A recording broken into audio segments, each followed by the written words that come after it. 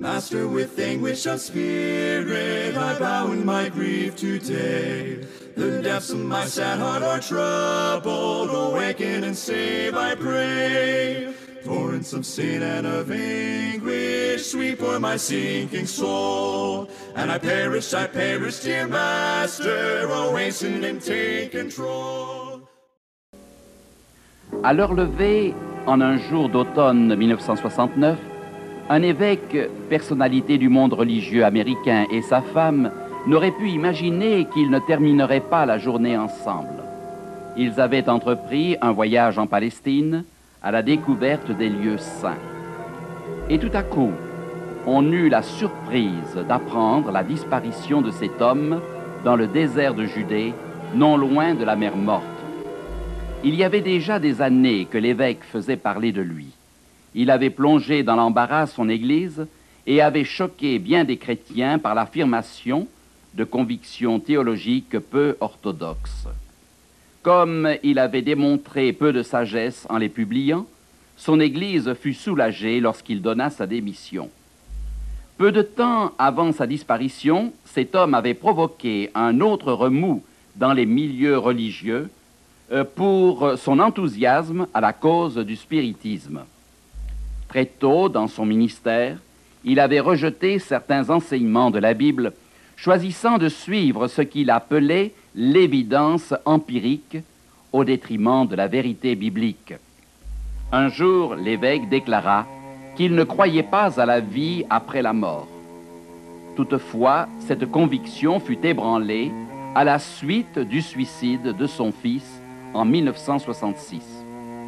Peu de temps après cette tragédie, d'étranges faits commencèrent à se produire. Lorsque cet homme visita l'appartement où son fils avait vécu, des cartes postales disposées près du lit apparurent penchées à un angle de 140 degrés. Dans la salle de bain et la cuisine, des épingles de sûreté furent découvertes, toutes ouvertes à un angle de 140 degrés. Des livres au titre provoquant se trouvaient sur un meuble, tous penchés à ce même angle de 140 degrés. L'évêque conclut que cet angle de 140 degrés devait correspondre à 8h20, heure exacte de la mort de son fils. D'autres événements mystérieux se produisirent. Une armoire fut ouverte et l'on trouva la moitié des vêtements du fils empilés par terre et l'autre moitié soigneusement rangée.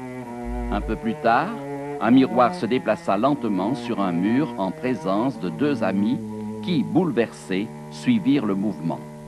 Incapable d'expliquer ces phénomènes, le religieux conclut que la mort n'était pas une fin et que son fils tentait de communiquer avec lui. Cet homme eût pu apaiser son angoisse s'il avait cru ce que la parole de Dieu enseigne concernant la mort. Notre imagination, certes, peut satisfaire bien des questions en rapport avec la mort, mais la seule certitude que nous puissions avoir est celle révélée dans les Saintes Écritures.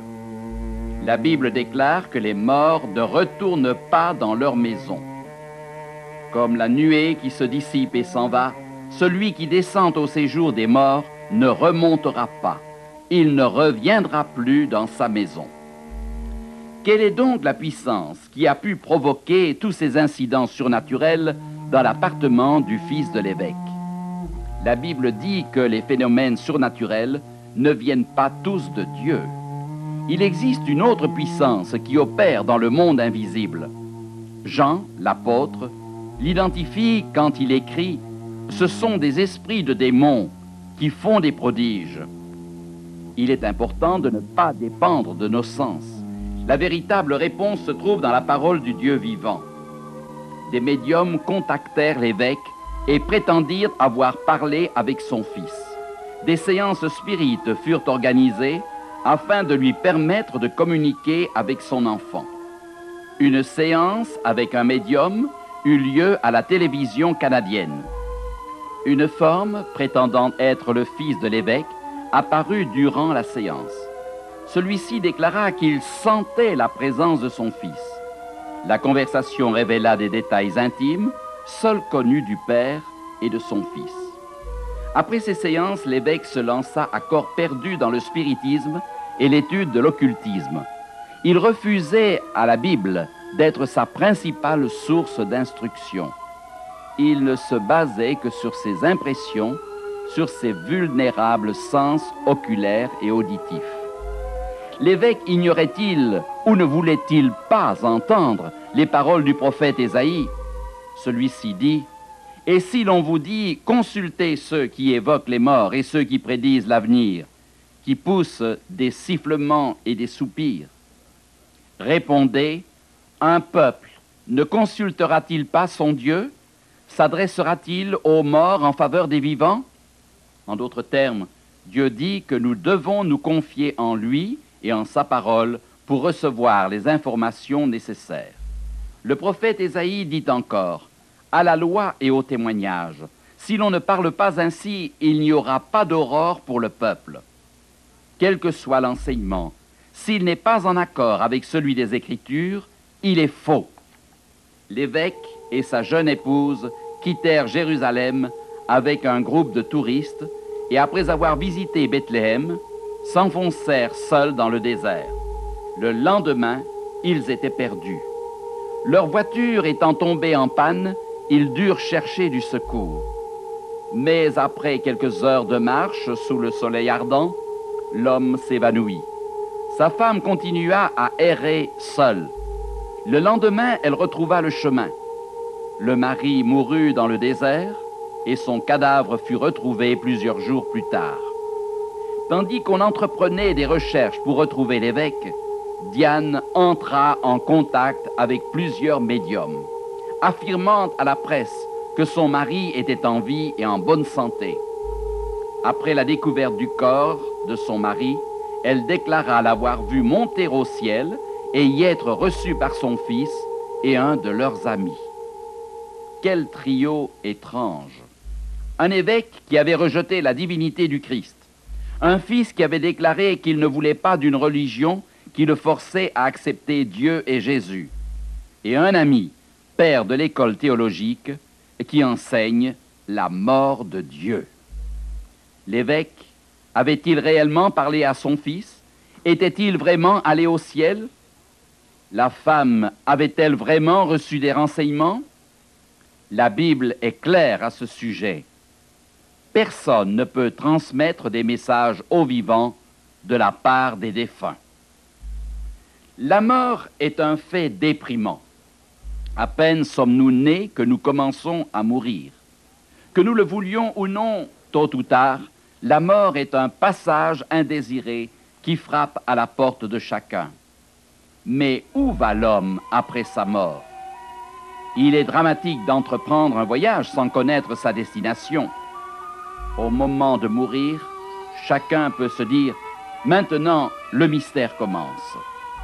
En préparant à avaler le breuvage empoisonné qui allait lui donner la mort, Socrate déclara « Adieu, je vais où va toute chair. Est-ce vers la vie? Est-ce vers l'oubli? Je ne sais. » Quelle triste manière de terminer sa vie. La chose la plus angoissante à propos de la mort est certainement l'inconnu de l'après-mort. Dans un cimetière des Bermudes, on peut lire ces paroles sur une pierre tombale. « Ce que vous êtes maintenant, je le fus. Comme je suis maintenant, vous le serez bientôt. Préparez-vous à me suivre. » Après avoir lu cette épitaphe, un étudiant prit un crayon et ajouta ces lignes: « Pour te suivre, je voudrais savoir où tu es. » Où va l'homme après la mort? Au ciel? En enfer? Au purgatoire? Dans l'oubli? La mort est-elle une nouvelle grande aventure ou seulement un silence sans fin? Notre adieu est-il un acte final ou la mort est-elle un arrêt entre deux éternités? Où sont nos bien-aimés décédés? Il y a bien des siècles, Job exprimait une réflexion très humaine. Si l'homme, une fois mort, pouvait revivre? C'est la question que chacun se pose tôt ou tard. Allons maintenant vers la seule vraie source d'information. L'enseignement de la Bible au sujet de la mort est clair et simple. Ses réponses sont raisonnables et satisfaisantes. Ce qui est mieux encore, elles sont réconfortantes. Le prophète Ésaïe a écrit « Que tes morts revivent, que mes cadavres se relèvent, et la terre redonnera le jour aux ombres. » Oui, il y a une vie après la mort. Nos bien-aimés décédés vivront à nouveau. Mais quand? De suite après leur mort ou plus tard? Qu'arrive-t-il quand une personne meurt? L'un des plus importants textes des Écritures concernant la mort se trouve dans le livre de l'Ecclésiaste. Il dit ce qui arrive à l'homme quand il meurt. La poussière retourne à la terre comme elle y était, et l'esprit retourne à Dieu qui l'a donné. Quand un homme meurt, son corps, composé des éléments de la terre, retourne à la poussière et son esprit retourne à Dieu. Pour comprendre ce qu'est l'esprit, nous devons remonter à la création et découvrir comment Dieu créa l'homme. L'Éternel Dieu forma l'homme de la poussière de la terre. Il souffla dans ses narines un souffle de vie, et l'homme devint un être vivant. Dieu prit les éléments de la terre, l'hydrogène, l'oxygène, le calcium, le fer, le phosphore, le sodium, etc., et forma le corps humain. Dieu fit l'homme absolument complet.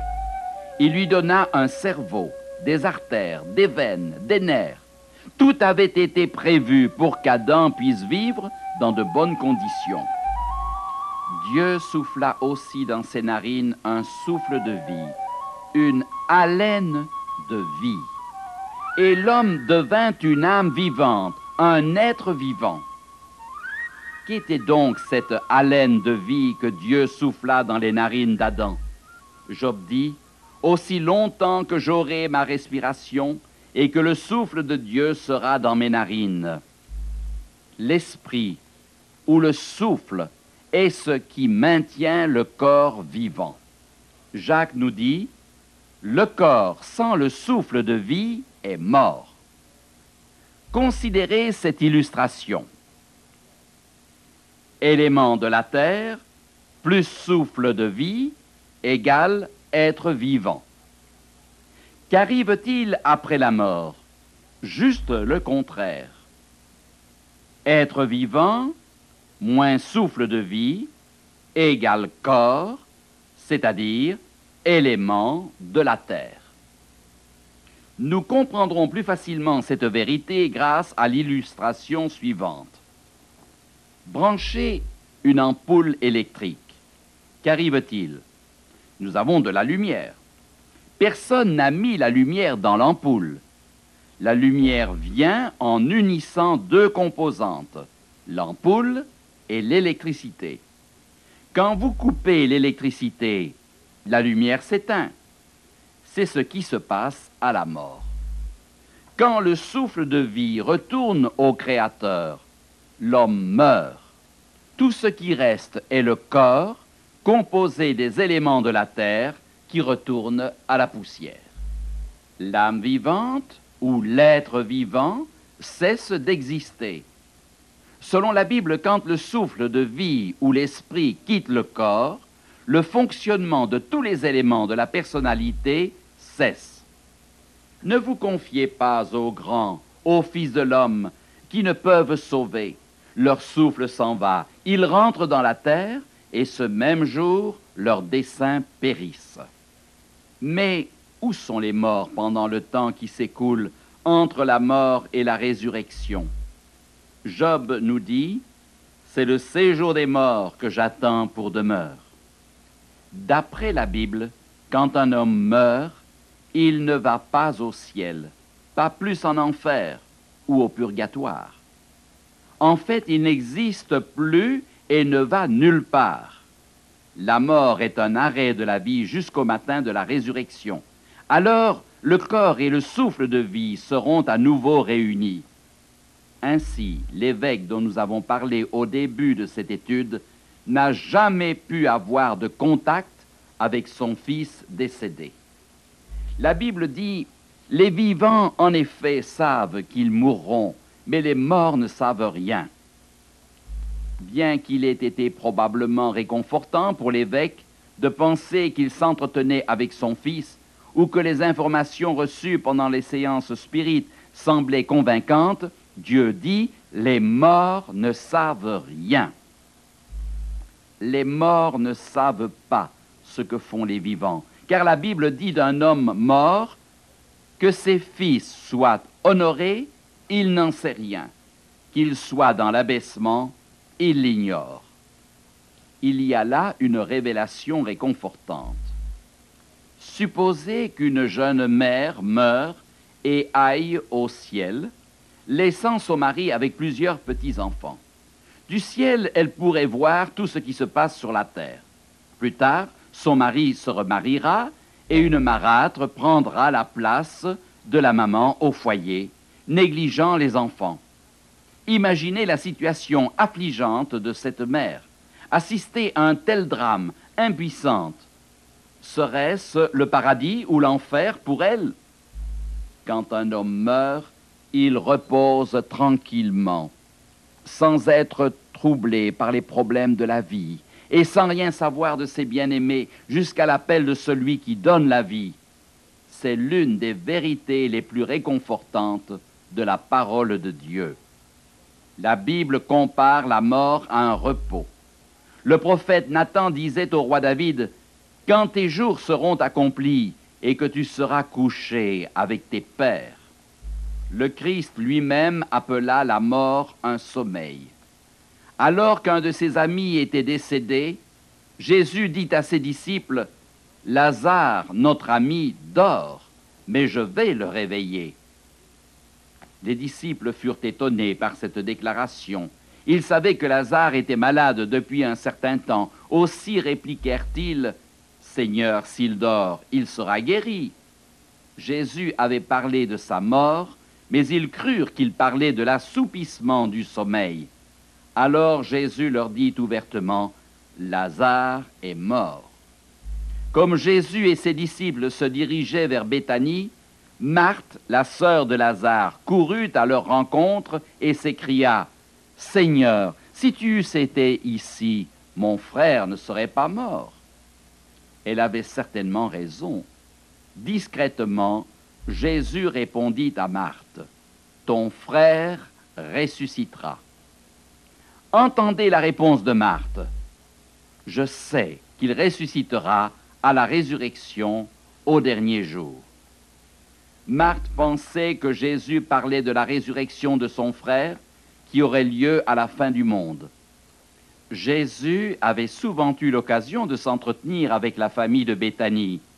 Peut-être Marthe était-elle dans la foule quand Jésus avait dit « Ne vous étonnez pas de cela, car l'heure vient où tous ceux qui sont dans les sépulcres entendront sa voix et en sortiront. » Jésus avait parlé de sa seconde venue et Marthe espérait que Lazare participerait à la résurrection. Se dirigeant vers la caverne où se trouvait le corps de Lazare, Jésus ordonna que la pierre qui scellait l'entrée fût roulée. Étonnée de cet ordre du Seigneur, Marthe objecta, « Seigneur, il sent déjà, car il y a 4 jours qu'il est là. » La pierre fut déplacée et Jésus s'écria d'une voix forte, « Lazare, sors !» Et Lazare sortit. Quelqu'un dit que Jésus a bien fait de préciser qu'il ne s'adressait qu'à Lazare, sinon toutes les tombes de la terre se seraient ouvertes. Lazare revint à la vie, et bien qu'il était resté dans le sépulcre pendant 4 jours, il ne fit aucun commentaire sur son séjour dans la mort. Ceci est en harmonie avec l'enseignement biblique qui précise que les morts ne savent rien. Jésus avait réveillé Lazare du sommeil de la mort, un sommeil qui ne peut être suspendu que par l'appel de celui qui a donné la vie. C'est cet appel que Job envisageait. « Tu appellerais alors et je te répondrai. » Au XVIe siècle, Martin Luther s'exprima de la même façon. Nous dormirons jusqu'à ce qu'il vienne et qu'il frappe à la tombe et dise « Docteur Martin, lève-toi. Je me lèverai alors en un instant et serai heureux avec lui pour toujours. La merveilleuse espérance chrétienne est qu'il y a vie après la tombe. Dans les catacombes de Rome, il y a des inscriptions sur les tombes de païens morts sans espérance. On peut lire ces mots de désespoir.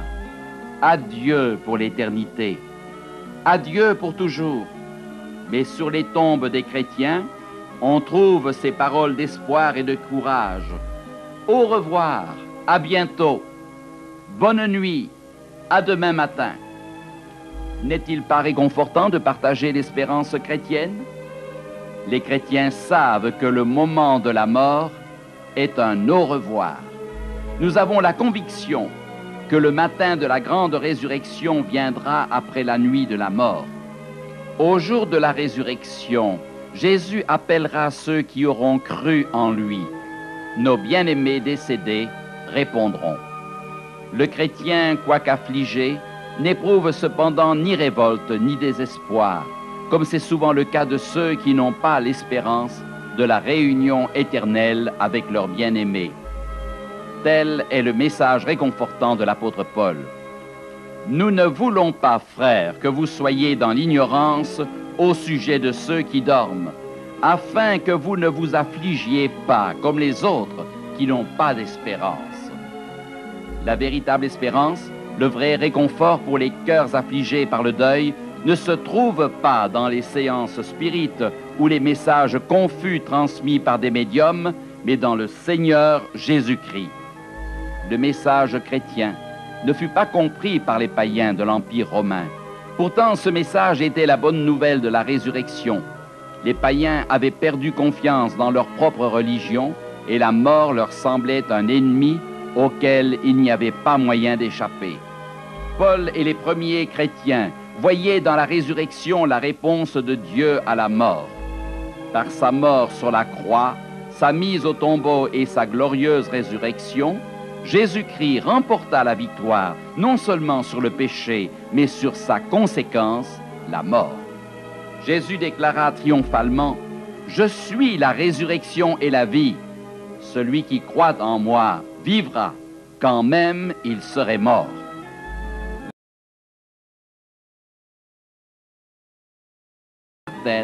Que ne le fût sa propre résurrection. Quand cette résurrection aura-t-elle lieu? Quand les enfants de Dieu, plongés dans le sommeil de la mort, reviendront-ils à la vie? L'apôtre Paul donne la réponse. Mais maintenant, Christ est ressuscité des morts. Il est les prémices de ceux qui sont morts. Et comme tous meurent en Adam, de même tous revivront en Christ, lors de son avènement. Oui, la résurrection des enfants de Dieu aura lieu à la seconde venue du Christ. Paul déclare encore, « Voici, je vous dis un mystère. Nous ne mourrons pas tous, mais tous nous serons changés en un instant, en un clin d'œil, à la dernière trompette. La trompette sonnera, et les morts ressusciteront incorruptibles, et nous serons changés. » Paul dit aussi comment nous serons changés. Il faut que ce corps corruptible revête l'incorruptibilité et que ce corps mortel revête l'immortalité. Nos corps seront donc transformés au retour de Jésus. La Bible dit, « Notre cité à nous est dans les cieux, d'où nous attendons aussi comme Sauveur le Seigneur Jésus-Christ, qui transformera le corps de notre humiliation en le rendant semblable au corps de sa gloire. » David dit ce que sera sa satisfaction lorsqu'il se réveillera du sommeil de la mort. Dès le réveil, je me rassasierai de ton image. Si nous ne pouvons exactement comprendre ce que seront nos corps transmués, c'est-à-dire transformés, nous pouvons affirmer que nous connaîtrons le vrai bonheur. Qu'en sera-t-il de la réunion avec ceux qui sont morts dans le Seigneur? L'apôtre Paul l'a décrit de la manière suivante. Voici en effet ce que nous vous déclarons d'après la parole du Seigneur. Nous les vivants, restés pour l'avènement du Seigneur, nous ne devancerons pas ceux qui sont morts. Car le Seigneur lui-même, un signal donné, à la voix d'un archange et au son de la trompette de Dieu, descendra du ciel, et les morts en Christ ressusciteront premièrement. Ensuite, nous les vivants, qui serons restés, nous serons tous ensemble enlevés avec eux sur les nuées, à la rencontre du Seigneur dans les airs, et ainsi nous serons toujours avec le Seigneur. Consolez-vous donc les uns les autres par ces paroles. Telle est la glorieuse espérance du message chrétien. Quand Jésus apparaîtra dans le ciel et considérera les tombes poussiéreuses de ses enfants endormis, sa voix puissante leur dira ce qu'il avait dit à Lazare. Sortez! Et en des milliers d'endroits de la terre, les tombeaux s'ouvriront et les morts entendront sa voix et sortiront vers la lumière éternelle. Famille et amis seront réunis pour ne plus jamais se séparer. Ce sera un jour merveilleux. Aucune plume ne saurait décrire cet événement. Grâce au sacrifice du calvaire, il est possible d'envisager un tel futur, voir notre Dieu face à face, retrouver nos bien-aimés endormis dans le Seigneur. Telle est l'espérance apportée au cœur humain. Voici encore une question importante. Comment pouvons-nous avoir la certitude que nous aurons la victoire sur la mort? La promesse de Dieu est claire. Celui qui a le Fils a la vie. Celui qui n'a pas le Fils de Dieu n'a pas la vie. La vie éternelle est promise à ceux qui ont accepté Jésus-Christ, le Fils de Dieu, comme Sauveur. La victoire sur la mort est possible par Jésus-Christ, notre Seigneur. La Bible dit « Mais grâce soit rendue à Dieu, qui nous donne la victoire par notre Seigneur Jésus-Christ. » Quand Jésus reviendra, il fera à ses enfants le don de l'immortalité. Lorsque ce corps corruptible aura revêtu l'incorruptibilité et que ce corps mortel aura revêtu l'immortalité, alors s'accomplira la parole qui est écrite « La mort a été engloutie dans la victoire. » Ô mort, où est ta victoire? Ô mort, où est ton aiguillon? Le plus grand don que Dieu puisse offrir à l'homme est la vie éternelle, c'est-à-dire la victoire sur la mort. Tous les autres dons n'ont aucune valeur sans celui-ci. Nous avons à faire un choix. Cette décision est la décision la plus importante que nous puissions prendre. Notre avenir éternel en dépend. Ce don inestimable est promis à quiconque accepte Jésus-Christ comme Sauveur et Maître. Pour obtenir la vie éternelle, y a-t-il un prix à payer? Oui, il y en a un. C'est le don de nous-mêmes à Jésus.